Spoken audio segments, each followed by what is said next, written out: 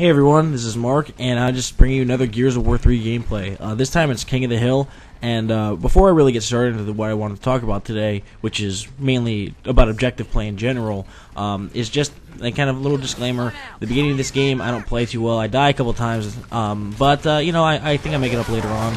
And as you can see, it's stupid death right in the beginning. Instead of paying attention to him, I was going for the grenades, and I ate shit for it. You know, my fault, granted. So now that that's out of the way, let's get on to the topic. And that's, like I said earlier, objective play in general. And kind of my history in objective play and why I've become more of a fan of objective game types and styles and whatnot. Not necessarily in Gears, and god damn it, what a fail. But anyway, so objective play.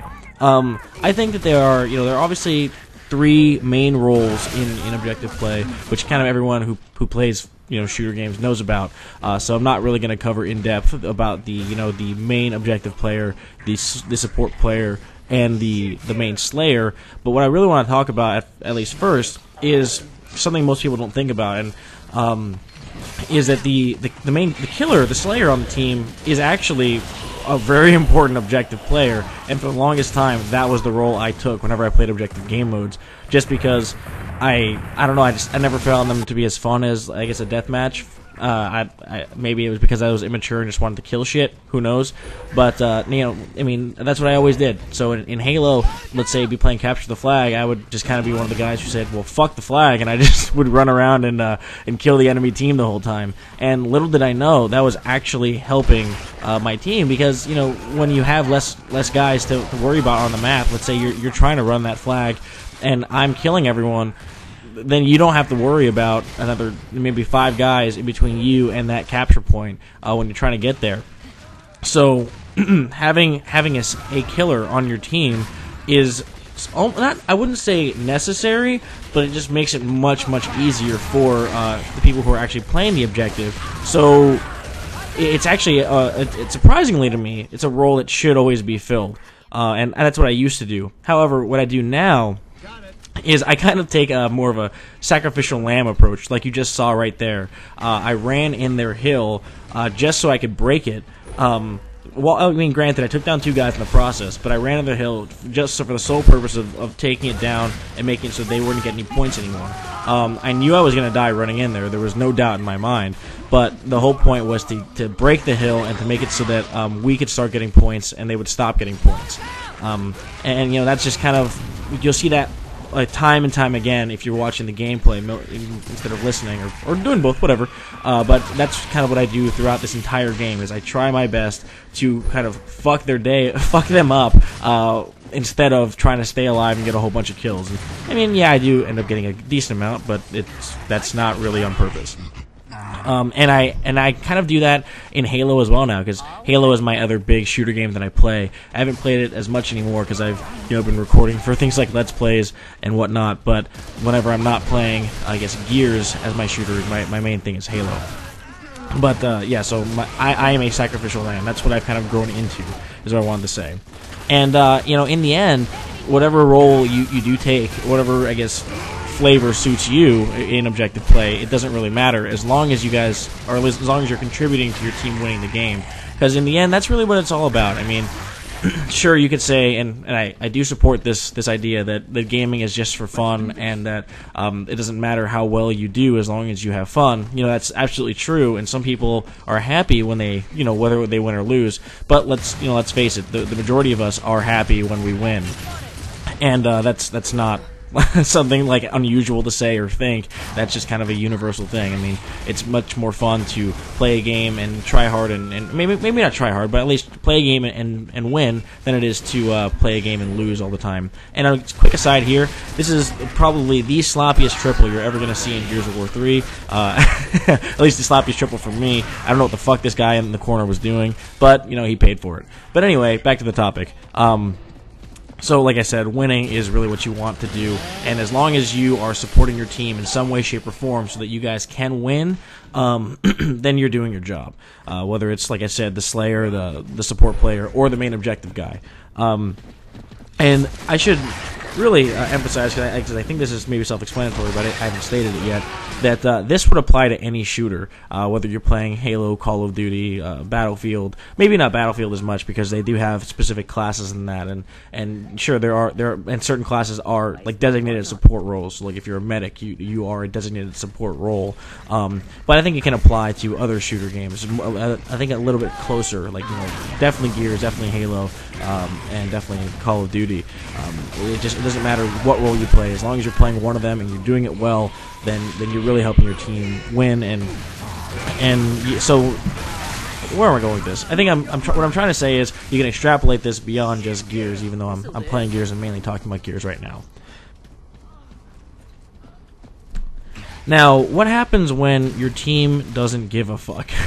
Which is, I can guarantee you will happen. What happens when you are kind of the one guy on your team who wants to win, and everyone else is just sitting back and just seems like they're just not doing anything, or as I like to say, and other people can attest for this because I've said it around others, but it just seems like they're slapping their dick on the controller because like they're so bad that there's no way they could actually be playing. So they must be just dicking around. And what do you do with that? If you're someone who is, I guess you can classify yourself as a try-hard, or you can classify yourself as someone who values winning over anything else, whether it's to your detriment or not. And by your detriment, I mean you're dying a lot in the game, like I'm doing, like I said earlier. What do you do if you have a team who doesn't care, or just a team who's trying their best but they just happen to suck? And the one thing I have to say about that is just don't get mad, because time and time again I've seen people get mad at their team and scream at their team and start using profanity and when talking about their team, and fuck you, you suck, get the fuck out of here, get out of my game, quit, I hate you, and, using all sorts of incredibly mean things towards their teammates, when it's like this guy's just playing a game to have fun. He paid his $60 just like you did, so let him enjoy his time. But at the same time, you want to win, so what do? And sometimes there's really nothing you can do, nothing at all. And I know that's discouraging and that sucks, but if you've played shooters long enough, that's kind of a fact that you've come to accept, and you just have to deal with it. Sometimes if your team really, really sucks, and even if they're trying really hard, you're not going to win that game because the other team just may be better than you, or just shit, your team it just sucks dick, and there's nothing that you can do to compensate for their awfulness. And I'm sorry that my voice, I'm having to clear my throat a little bit. My voice is kind of fucked. But anyway, and just as a little aside here, I want to talk about how I use the Digger, and really the Digger launcher in general. And I'll get back to the main topic in just a second. I just wanted to really point this out. I like using the Digger in much more of a rushing style than as a long range weapon, which some people use it. I like really getting in the faces and blind firing the weapon instead of lobbing it from a really long distance. Mainly because I just think that it's a much more effective weapon that way. And the reason why I say that is because if you shoot it from long range, everyone knows it's coming. I mean, it's not a secret. You can see the damn thing digging through the ground, and it makes this really loud sound, and everyone can dodge it. So you might as well just be shooting it off the map if you're shooting it from a long distance, unless you're arcing it properly. But if you're shooting it really close range and you're shooting right in people's faces, then they usually won't have the time to react to it. They'll be stuck in place. They won't be able to move or do anything or get out of your way. So I guess little quick tip. I don't know if you want to take tips from me because I'm not necessarily the best player, but like I said, I mean, my main thing is playthroughs.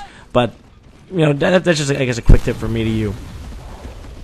And the other reason why I like the Digger, or at least it's my favorite power weapon in this game, is not because I think it's the easiest to use. In fact, I think it's one of the harder ones to use, especially when you compare it to the Hammer of Dawn or the Boom Shot, which are two weapons that are incredibly simple to get a hold of, in my opinion. I mean, granted, it's not as easy as the sniper, or not as hard as the sniper, sorry, but and that's to be expected. Snipers are generally difficult weapons to use. The reason why I like the Digger is because it's a weapon it's more powerful than your normal base weapons, obviously, but it's a weapon that adds skill to the game rather than something that deletes skill or detracts skill from the overall experience. and really it does that because it's not easy, and you have to master it. It's much, I guess it's akin to the grenade launcher from Halo Reach, not the grenade launcher from Call of Duty. That thing is awful because it's the most, I guess, noob-based weapon ever. Hence why it's been called the Noob Tube. But the grenade launcher in Halo Reach, if you're not familiar with it, it essentially what it requires you to do is it requires you to either aim the weapon perfectly, which is not easy to do, or it requires you to bounce it perfectly so that it lands at someone's feet, or even within a group of people. You could use it as an EMP. You can use it just to kill them, whatever you want. But the point is that it's a very skill-based weapon, much like the Digger, in my opinion. So that's why I really like the Digger, and I don't necessarily like the Boom Shot or the Hammer of Dawn as much. Not to say that those weapons are totally skillless, but I think you got my gist at this point. But back to the topic of objective play. Like I said, like when I was talking about before, I went off on that huge tangent about the Digger. Where the fuck was that from? Anyway, what do you do if your team doesn't give a fuck or if they suck? Oh, that rhymed. Anyway, like I said, you can either just accept the loss, there's nothing you can do, and accept the loss and just kind of be on your way and hope that it doesn't happen next time. Or you can be the biggest badass motherfucker on the planet and take on, the entire other team by yourself. Now, if it may not be as bad as it sounds like if your team is full of big time objective players. If everyone on your team is just not big time objective players, but big time slayers. If everyone on your team is just running around and killing everyone on the other team, then you may have a shot. You may be able to pull it through just because they're taking out everyone before they can actually get to the objective to stop you from doing your job. But if your team actually just does suck and they're not just running around killing people or being like those incredibly awful people that I hate who just run around with a sniper rifle all day long, even though they suck at it. if your team isn't one of those guys, then maybe you have a shot. But if they are, then you're fucked. And really all you can do, instead of being a dick or throwing your controller or just being juvenile in general, is to accept it and move on. Hope it doesn't happen next time, and that's really all you can do. Now that's what I have to say about objective play, and for the rest of this video I just have kind of a question for you guys. I've been thinking about doing, and this sounds awful, this sounds like a really awful, stupid thing for me to try to do, but I've been thinking about possibly recording Horde waves 1 through 50 on Insane with a group of people and posting that up on here. Yeah, we would be definitely using mutators because fuck that. I don't hate myself enough to want to go through that without mutators on. That would just be way too awful. But yeah, so we'd have mutators on. And we would be going through all 50 waves of Horde on Insane. Is that something that you guys would want to see? Because it'd probably be a couple of many-part series because waves 1 through 50 takes a couple hours to do. But hopefully we'd be doing it in one sitting and just bust it all out. Let me know if that's something you want to see, because if so, then I'd be happy to post it up. Once I have the free time, then I can record it and whatnot. But I just wanted to run that by you because I don't know if you guys want to see that kind of Gears content. I know you want to see Gears content, but I don't know if that's the kind you want to see. And oh yeah, another triple. This game has 2 of those. I may have that in the title. Who knows? But that was not an impressive triple. That guy just walked right into my shotgun, and yeah. So like I said, let me know with a comment or a like rating. I don't know. Actually, fuck it. Only like the video if you actually like the video, because that lets me know that you want more of this kind of content. But if you do want to see Horde waves 1 through 50 on Insane, just let me know with a comment, and maybe I'll get that going. And if not, then I won't do it, and I'll just keep up with either commentary or Let's Play. Most likely more Let's Play, because commentary is a bit more foreign to me at this point, and Let's Play is a bit more. I'm more used to that format. But this is pretty much the end of the game here, the end of the video. I'll leave you guys with just this last little portion, me going toe to toe with this dude, just trying to stop him from breaking our point. That was kind of my whole point here of doing that. And so yeah, now the game's pretty much over. Hope you guys enjoyed my little conversation about objective play, and hope you have a great day. Thanks for watching.